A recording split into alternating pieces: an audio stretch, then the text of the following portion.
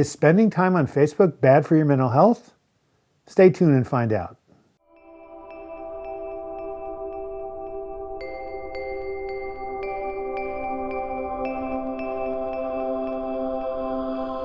Hello, my name is Douglas Bloch. I'm an author and a depression survivor.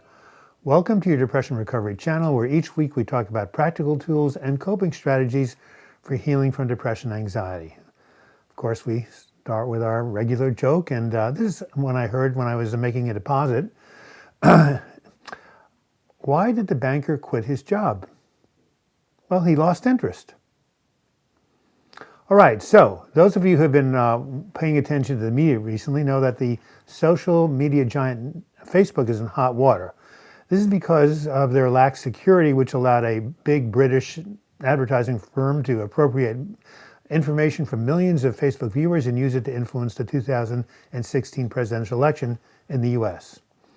As a result of this, Mark Zuckerberg, the founder and CEO, is actually having to testify before Congress this week, and a lot of people have decided to delete their Facebook accounts. We were talking about this in my Monday group, and which has 8 people in their 20s who grew up with social media, and one of them said, it's just as well as people are taking a break from Facebook because of something called Facebook depression. I said, what's that, Facebook depression? He says, haven't you read an article just came out in The Guardian? It says, Facebook admits it poses mental health risk. Apparently, studies have found that spending time on Facebook, quote, passively consuming information, unquote, can leave people feeling worse. That's why I have deleted my Facebook account, this guy said. And so we got into a discussion. I asked people, well, do you think Facebook depression is real? What do you think it does if you're on it too long? And we came up with 3 very powerful points about why Facebook may be bad for your mental health.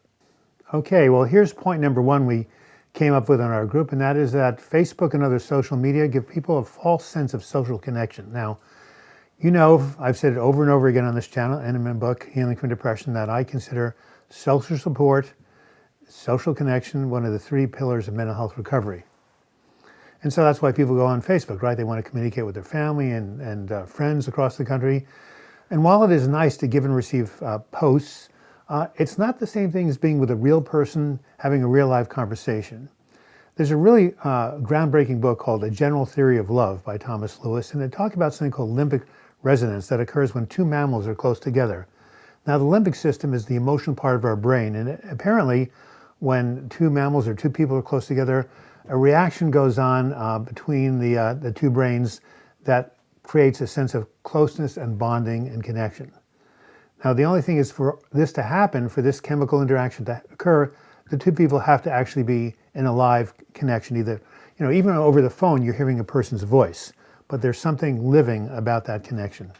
Now, you're not going to get the same kind of live communication experience just sitting around all day, Facebooking your friends and family.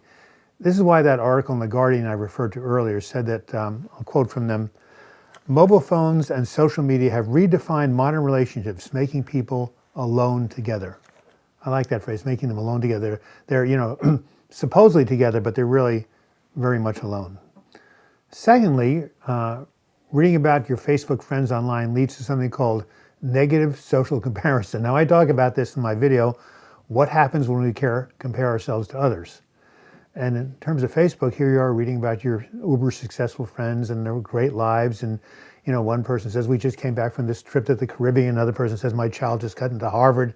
Someone else says, I just remodeled my bathroom. And you're saying, wow, these people's lives are perfect and I feel like crap. Of course, these glowing profiles leave out the dark side or the negative aspects of a person's life. Like in one family, maybe the child's addicted to opiates, or maybe another one, the power company's about to shut off their electricity.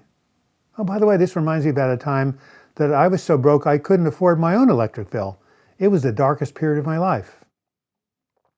All right, so to the extent that, I'm sorry, I have to laugh at that. Okay, let's keep going. Anyway, to the extent that Facebook makes it more likely that you're comparing yourself to others, this is a trap, and therefore it's bad for your mental health.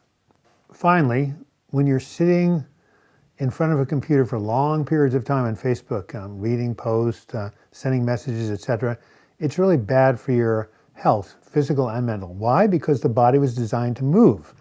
That's why study after study after study shows that Exercise is one of the best treatments for overcoming depression.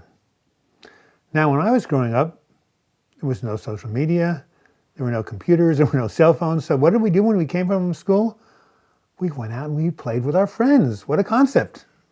So if you're a regular Facebook user, please take frequent breaks, get off your tuchus, get out of the room, take a walk around the block, or maybe do some jumping jacks, but just get up and move. Of course, Facebook is not all bad. It's a good way to find old friends, and also it's been used by social movements, such as the West Virginia teacher strike and the recent Young People's March on Washington. So the key, like everything else, is to use it in moderation. So if you suffer from depression or anxiety and you're using Facebook, just make sure you balance things out. Take a break, go outside and spend time with your friends and family. And above all, because of the problem of social comparison, remember that you're running your own race and you should measure yourself by your own yardstick and no one else's.